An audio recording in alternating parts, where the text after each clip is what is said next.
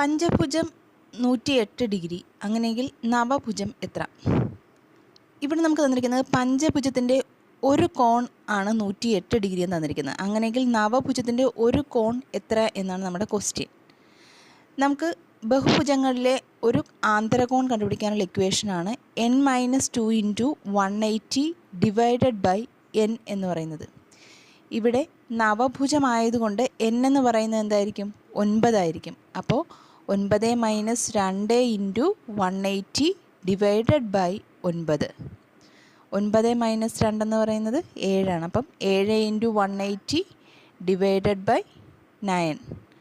അപ്പോൾ 180യും 9ഉം തമ്മിൽ കട്ട് ചെയ്ത് കഴിയുമ്പോൾ നമുക്ക് 20 എന്ന് കിട്ടും. അപ്പോൾ 7 × 20 140 എന്ന ആൻസർ കിട്ടും. അതായത് നവഭുജത്തിൻ്റെ ഒരു ആന്തരകോൺ 140 ഡിഗ്രിയാണ്.